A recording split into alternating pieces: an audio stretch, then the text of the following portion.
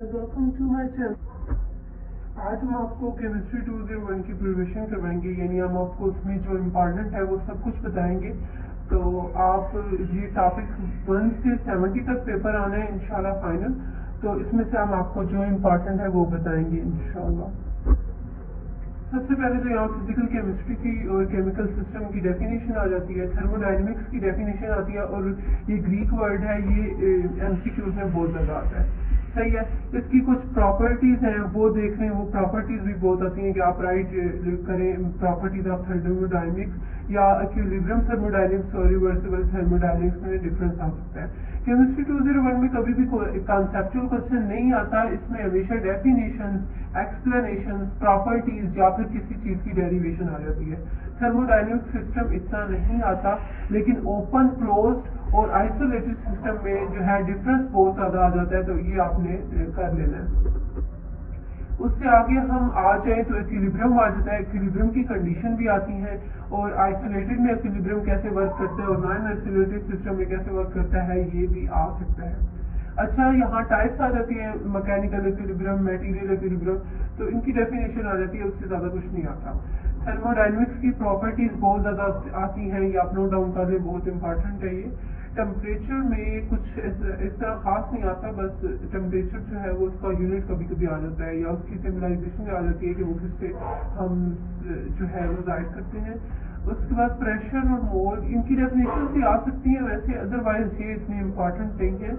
Avogadro's number, ideal gases versus real, अगला topic ये है। और अच्छा, बॉयल्स लॉ, चार्ल्स लॉ, और एक जो है लास्ट वाला एक टॉपिक है, वो भी एक लॉ ही है। ये तीनों जो है वो इकट्ठे आ जाते हैं, या जो है एक ही डेफिनेशन, हम आपको डेरिवेशन उसकी बता देते हैं। Avogadro's hypothesis, equation of states, यहाँ मैं आपको आगे बताती हूँ। आइडियल गैस इक्वेशन जो है इसकी डेरिवेशन बहुत ज्यादा आती है, और इसकी हमने डेरिवेशन अपने एक टॉपिक में जो है वो दी भी हुई है, आप वहां से कर सकते हैं, अदरवाइज ये बहुत आसान है। और इन टॉपिक्स में से फर्स्ट वाले टॉपिक्स में से पेपर इतना नहीं आता, लास्ट वाले टॉपिक्स में से आता है, और इसमें ज्यादातर डेफिनेशन भी आती हैं। आप डेफिनेशन करें इनकी। जीरोथ लॉ ऑफ थर्मोडायनेमिक्स आता है। उसके बाद थर्मोडायनेमिक्स के जो लॉ है वो कभी कभी वो एक लॉ कोई भी कह देते हैं कि ये कौन सा लॉ है, ये law of conservation of energy है, law of conservation of mass है, या फिर अदरवाइज दूसरे ऑप्शन देते हैं। और फर्स्ट लॉ ऑफ थर्मोडायनेमिक्स पे नोट कभी कभी दे देते हैं, या सेकंड पे। इससे ज्यादा इसमें से कोई भी नहीं आता। अच्छा, वो डेल्टा एच की डेरिवेशन जो है वो मांग लेते हैं ज्यादातर, या ये पूछते हैं कि डेल्टा एच किसके इक्वल होता है। वो ये भी पूछ सकते हैं कि जो एंथैल्पी है वो क्या, कौन सा फंक्शन है, तो ये एक स्टेट फंक्शन है, और स्टेट फंक्शन क्या होता है, जो डेफिनेशन भी उन्होंने गिवन है यहाँ। आपने इनके यूनिट्स, इनके नेम और इनकी थोड़ा सा कंसेप्ट माइंड में रखेंगे तो इंशाल्लाह पेपर जो है वो अच्छा हो जाएगा। केल्विन, टेम्परेचर, एब्सोल्यूट के इतने कोई खास नहीं है। लास्ट जो है ना, आपके लास्ट टॉपिक्स को बहुत ज्यादा आते हैं। स्टैंडर्ड इंथैल्पी इंफॉर्मेशन भी बहुत ज्यादा इम्पोर्टेंट है। इसके नीचे आप आ जाए, ये हेल्थ आप पूछ सकते हैं, अदरवाइज इतना नहीं आता। कैलोरीमेट्री की डेफिनेशन आ जाती है, ये आता है कि हम मैयर कैसे करते हैं कैलोरीमेट्री, या कैलोरीमेट्री कांस्टेंट की डेफिनेशन आ सकती है। इसका यूनिट भी इन्होंने गिवन किया हुआ है। इसकी टाइप्स हैं, इसकी टाइप्स भी बहुत ज्यादा आती है। उसके आगे हीट कैपेसिटी इतना नहीं आता, स्पेसिफिक हीट कैपेसिटी की डेफिनेशन आती है बहुत ज्यादा। स्पेसिफिक हीट भी आता है, ये जिनके साथ वर्ड स्पेसिफिक होता है ये ज्यादा इंपॉर्टेंट है। फैक्ट ऑफ टेम्परेचर और हीट कैपेसिटी इतना नहीं आता। उसके बाद ये इरिवर्सिबल और रिवर्सिबल प्रोसेस में डिफरेंस बहुत ज्यादा आता है। अच्छा, पेपर में आपको बताते चलें कि पेपर में जो है दो डिफरेंस बहुत ज्यादा आते हैं, एक स्पॉन्टेनियस रिएक्शन और नॉन स्पॉन्टेनियस रिएक्शन में, एक रिवर्सिबल प्रोसेस और इरिवर्सिबल प्रोसेस में, और जो थर्ड एंड लास्ट डिफरेंस है वो क्लोज्ड, आइसोलेटेड और ओपन सिस्टम में आता है। जो मैं आपको फर्स्ट टॉपिक में बता चुकी हूँ। इससे आप कर लीजिएगा। ये स्पॉन्टेनियस प्रोसेस आते हैं तो वो उसकी डेफिनेशन पूछ सकते हैं और इनको डिफरेंस भी पूछते हैं। बहुत ज्यादा डिफरेंस ज्यादा इम्पोर्टेंट है। उसके बाद इक्विलिब्रियम कांस्टेंट बेहद आता है और इसकी ये वाली जो ये इन्होंने एक्सप्लेनेशन की हुई है ना KC, ये बहुत ज्यादा आती है। इसके पॉइंट्स आते हैं कि ये कैसे डिफाइन हुई, इसके डिफाइन मतलब इसको डिफाइन करने में क्या क्या हमने स्टेप्स लिए वो भी आते हैं। इक्विलिब्रियम कांस्टेंट KC बहुत इंपॉर्टेंट टॉपिक है। अच्छा, हेटेरोजीनियस और होमोजीनियस इक्विलिब्रियम में भी डिफरेंस आता है। अच्छा, ये जो यहाँ कंडीशंस दी हुई है ना कि if K is greater then 1 या if K is smaller then 1, ये MCQs में भी बहुत ज्यादा आता है और वो ये जो है शॉर्ट क्वेश्चन या लॉन्ग क्वेश्चन में भी पूछ सकते हैं। उसके बाद इक्विलिब्रियम कांस्टेंट प्रेशर इतना नहीं आता, इसकी ये थोड़ी वैल्यूज आ जाती हैं, कभी कभी R की वैल्यू वो पूछ लेते हैं। एप्लीकेशन इक्विलिब्रियम कांस्टेंट की बेहद इंपॉर्टेंट है, ये आप जरूर कीजिएगा। ये वाली जो है ना Q is equal to KC और सिस्टम फिर क्या होता है, Q ग्रेटर देन KC हो तो क्या होता है, Q स्मॉलर देन KC हो तो क्या होता है, ये जरूर करनी है क्योंकि ये इंपॉर्टेंट है। अच्छा, जिप्स फ्री एनर्जी की डेफिनेशन आती है, इसकी डेरिवेशन जो मतलब थोड़ी सी उन्होंने इक्वेशन दी हुई है वो भी आती है, तो वो भी आपने जरूर करनी है। उसकी अदरवाइज इसमें और जो है वो इतना इम्पोर्टेंट नहीं है, इसकी डेफिनेशन ही आती है। अच्छा, ये देखिए ये भी आता है बहुत ज्यादा इम्पोर्टेंट, ये MCQs के लिए भी और शॉर्ट क्वेश्चन लॉन्ग क्वेश्चन के लिए भी इम्पोर्टेंट है। G की जब वैल्यू डेल्टा G की पॉजिटिव हो, नेगेटिव हो या जीरो हो तो क्या होता है, ये भी आता है। जिप्स उसके आगे हम आ जाए। अच्छा, यहाँ एक है एप्लीकेशन ऑफ जिप्स हेल्प नाउ, ये जो है ना ये हम बोर्ड में नहीं है तो हम इसे ज्यादातर स्किप कर देते हैं, लेकिन ये इम्पोर्टेंट टॉपिक है। फुगेस्टी नहीं है इतना, फुगेस्टी को हम किस चीज से शो करते हैं ये आ जाता है कभी भी। रिएक्शन कोएफिशिएंट इतना नहीं आता। ये Q जो है ग्रेटर देन K, फिर यही आ गया। ऐसे क्वेश्चन बहुत ज्यादा आते हैं, ये Q is greater than K, Q is smaller than K और Q is equal to K3, ये आता है, बहुत ज्यादा आता है ये। क्योंकि ये इसलिए इम्पोर्टेंट है क्योंकि ये MCQs में भी आ सकता है, शॉर्ट क्वेश्चन में भी आ सकता है और लॉन्ग क्वेश्चन में भी आ सकता है। Le Chatelier principle is the most important topic in this book.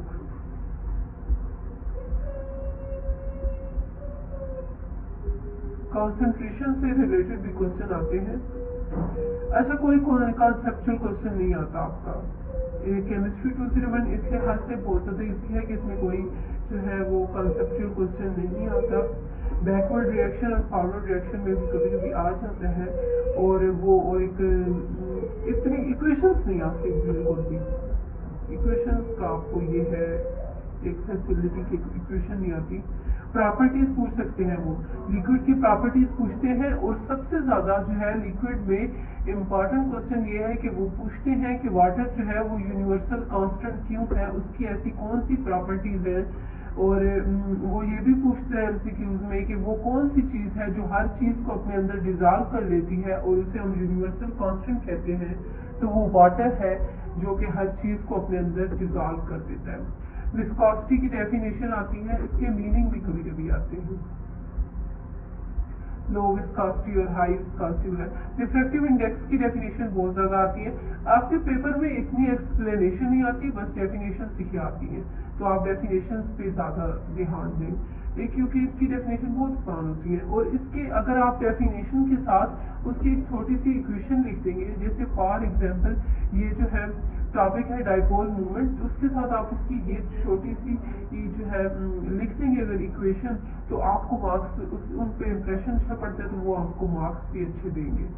अच्छा, जब भी वो कोई डेफिनेशन पूछे तो आप सिर्फ उसकी डेफिनेशन ना लिखा करें, ये हमारा आइडिया है कि आप उसके साथ अगर आपको उसका यूनिट पता है तो वो लिख दें, अगर आपको उसकी इक्वेशन पता है तो वो लिख दें, फार्मूला वगैरह, तो इससे आपके अच्छे मार्क्स वो देंगे।